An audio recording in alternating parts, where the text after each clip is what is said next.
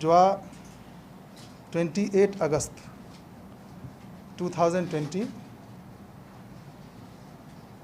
সেই তাৰিখত আমি FIR এটা পাইছিলোঁ আৰু FIR লজ কৰিছিলে Shri Mahmud Hasan ACS director Assam minority development board আৰু তেখেত ষ্টেট নোডাল অফিচাৰ হয় pre matric scholarship for minority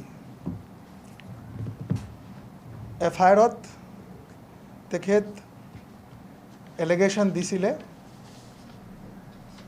যে সংখ্যালঘু সম্প্ৰদায়ৰ ছাত্ৰ ছাত্ৰীসকলৰ কাৰণে যি স্কলাৰশ্বিপ আহে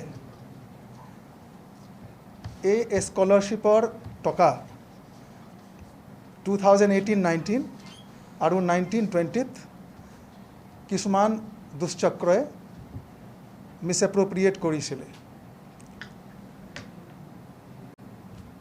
এই FIRৰ ওপৰত ভিত্তি কৰি আমি CIDত একেদিনা 28 আগষ্ট 2020ত এটা কেছ ৰেজিষ্টাৰ কৰিছিলোঁ।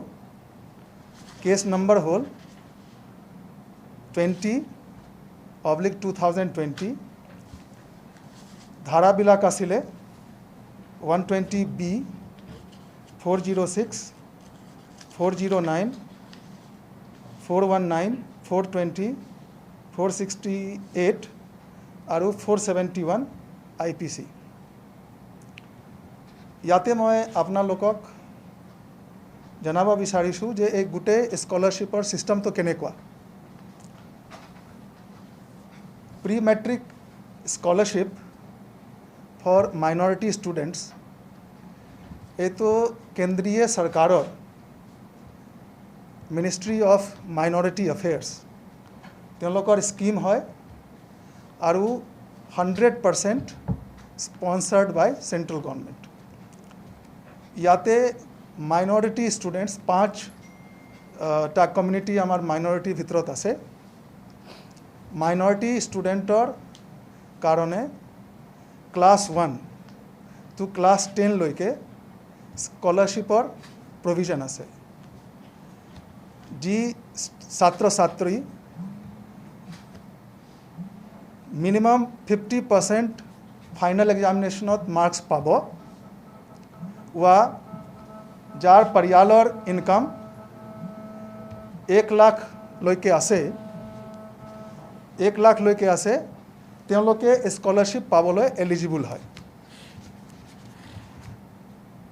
স্কলাৰশ্বিপ এপ্লিকেশ্যন অফলাইন নহয়, তাৰ কাৰণে নেশ্যনেল স্কলাৰশ্বিপ পৰ্টেল এটা আছে।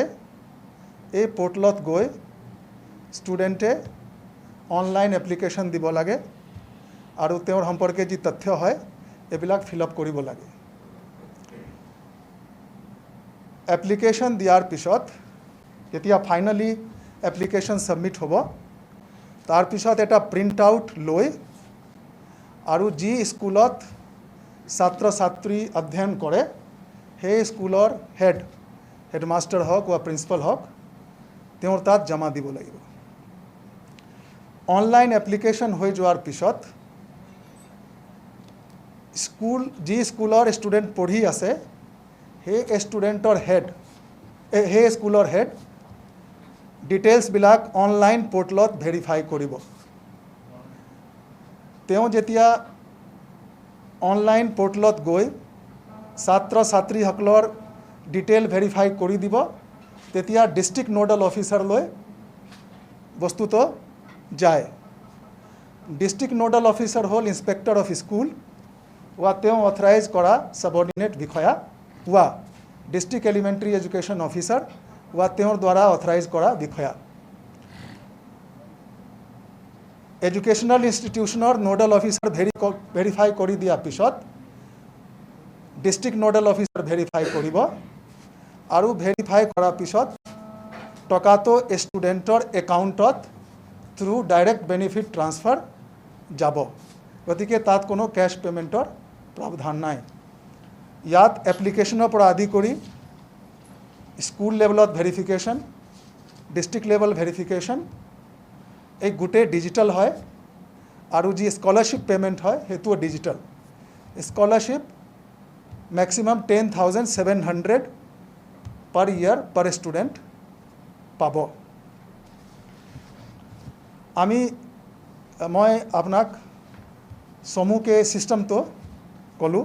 তাত কেছ ৰেজিষ্টাৰ হোৱাৰ পিছত আমি এজন DSP ৰেংকৰ অফিচাৰক ইনভেষ্টিগেশ্যনৰ দায়িত্ব দিলোঁ আৰু তেওঁক সহায় কৰিবৰ কাৰণে এটা টীম আমি তেওঁৰ লগত দিলোঁ। তাত কেইজনমান ইনস্পেক্টৰ আৰু SI প্ৰগ্ৰামাৰ আছে। SI প্ৰগ্ৰামাৰ টেকনিকেল অফিচাৰ হয়। ইয়াত যিহেতু গোটেই কাৰোবাৰ ডিজিটেল প্লেটফৰ্মত হৈ আছে, গতিকে ডিজিটেল এভিডেন্স কালেক্ট কৰিবৰ কাৰণে আমি ইনভেষ্টিগেশ্যন টীমত SI প্ৰগ্ৰামাৰক লগাইছিলোঁ। কালি সন্ধিয়াৰ পৰা আমি দৰং, গোৱালপাৰা, তাৰপিছত ধুবুৰী আৰু কামৰূপ এই 4টা জিলাত সাৰ্চ অপাৰেশ্যন কৰি আছিলোঁ। আমাক ডিষ্ট্ৰিক্ট পুলিচে যথেষ্ট সহায় কৰিছে আৰু আমাৰ CID ফালৰ পৰা 51 অফিচাৰ্ছ ডিফাৰেণ্ট ৰেংকৰ কনষ্টেবলছ তেওঁলোকে ডিফাৰেণ্ট ডিষ্ট্ৰিক্টত গৈছে, বেলেগ বেলেগ ডিষ্ট্ৰিক্টত গৈছে এইটো সাৰ্চ কৰিবলৈ। এতিয়ালৈকে আমি 21জন মানুহক আটক কৰিবলৈ সক্ষম হৈছোঁ আৰু আটক কৰা যিবিলাক একিউজ আছে তেওঁলোকৰ আগেইনষ্ট আমাৰ লগত যথেষ্ট তথ্য প্ৰমাণ আছে। 7জনক এৰেষ্ট কৰা হৈছে, মানে এপ্ৰিহেণ্ড কৰা হৈছে। তেওঁলোকৰ নাম হ'ল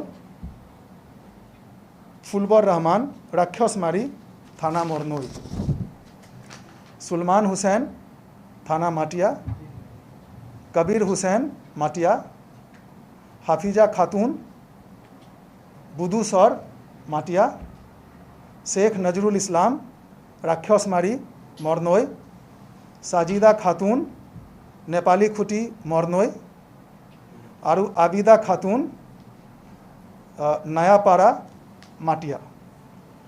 এইটো 7জন আমি আটক কৰিছোঁ। তাৰপিছত দৰং ডিষ্ট্ৰিক্টৰ পৰা আমি টোটেল 7জনক আটক কৰিছোঁ, এপ্ৰিহেণ্ড কৰিছোঁ। তেওঁলোকে হ'ল হাইদাৰ আলী আহমদ, চিপাঝাৰৰ; তাৰপিছত বুৰহান আলী, চিপাঝাৰ; মোহাম্মদ মনোহাৰ বাদশাহ অফ পশ্চিম পাদোঘাট, ভোলা; মোহাম্মদ সামাহমুদ ইমৰান আলী, ইসলামপুৰ, খাৰুপেটিয়া; মোহাম্মদ জাকিৰ হুসেন, খাৰুপেটিয়া; মোহাম্মদ শামসুদ্দিন আহমদ, খাৰুপেটিয়া; আৰু মোহাম্মদ অসীমুদ্দিন, ভোলা। তেওঁলোকে দৰঙৰ হ'ল। তাৰপিছত আমি কামৰূপৰ পৰা 6জন মানুহক এপ্ৰিহেণ্ড কৰিছোঁ। নূৰ মোহাম্মদ আলী, ছয়গাঁও; নূৰ আলম, ছয়গাঁও; সিৰাজুল হক, ছয়গাঁও; হানিফুদ্দিন আহমদ, নগৰবেৰা; মোহাম্মদ মাহবুবুৰ ৰহমান, নগৰবেৰা; আৰু শহীদুল ইছলাম, বোকো। তাৰ বাহিৰে ধুবুৰী ডিষ্ট্ৰিক্টৰ পৰা এজন মানুহক এপ্ৰিহেণ্ড কৰা হৈছে, বুৰহানুদ্দিন আহমদ, বিদ্যাপাৰা, ধুবুৰী। আমি যিমান এপ্ৰিহেণ্ড কৰিছোঁ 21, তাৰ ভিতৰত 2জনী মহিলা আছে আৰু ইয়াতে 4জন হেডমাষ্টাৰ আছে স্কুলৰ, হাইস্কুলৰ বা ডিফাৰেণ্ট স্কুলৰ। এজন শিক্ষক আছে। 3জন CSP অ'নাৰ হয়। CSP আপোনালোকে বুজি পায়, কাষ্টমাৰ ছাৰ্ভিচ পইণ্ট। বেংকৰ একাউণ্ট CSP বিলাকে খুলি দিয়ে গ্ৰাম্য অঞ্চলত, তেওঁলোকৰ বেংকৰ হয় CSP। আৰু এজন হয় স্কুল মেনেজমেণ্ট কমিটিৰ প্ৰেছিডেণ্ট, আৰু 2জন হয় ইন্সপেক্টৰ অফ স্কুল অফিচত কাম কৰা EDP, EDP হ'ল ইলেক্ট্ৰনিক ডাটা প্ৰচেছৰ, যিবিলাক এণ্ট্ৰি কৰে। আৰু 10জন মিডলমেন হয়, দালাল হয়, যি কেণ্ডিডেটৰ টকা নিজৰ একাউণ্টত লৈছে। আৰু ইয়াৰ মাজতে কিছুমান ডাঙৰ ডাঙৰ দালাল আছে, যাৰ একাউণ্টত বহুত ছাত্ৰ ছাত্ৰীৰ স্কলাৰশ্বিপৰ টকা সোমাইছে। আমি যেতিয়া যোৱা ৰাতি হাফিজা খাতুন, ৱাইফ অফ জমিৰ আলী, গাঁও বুদুচৰ, সুন্দৰপুৰ থানা মাটিয়াত, তেওঁৰ ঘৰত সাৰ্চ কৰিলোঁ। সাৰ্চ কৰাৰ পিছত আমি কিছুমান ইনক্ৰিমিনেটিং আপত্তিজনক নথি পত্ৰ আৰু এভিডেন্স সংগ্ৰহ কৰিছোঁ। ইয়াৰ ভিতৰত আছে 3টা লেপটপ, 217 ফটোগ্ৰাফ, ছাত্ৰ ছাত্ৰীসকলৰ ফটোগ্ৰাফ।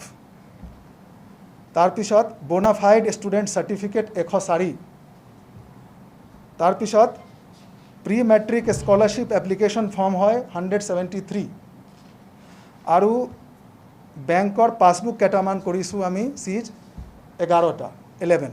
এতিয়া ইনভেষ্টিগেশ্যন চলি আছে, আমি খাটাংকৈ ক'ব নোৱাৰোঁ, কিন্তু যিজন কমপ্লেইনেণ্ট হয় তেখেতক সুধিছিলোঁ মই।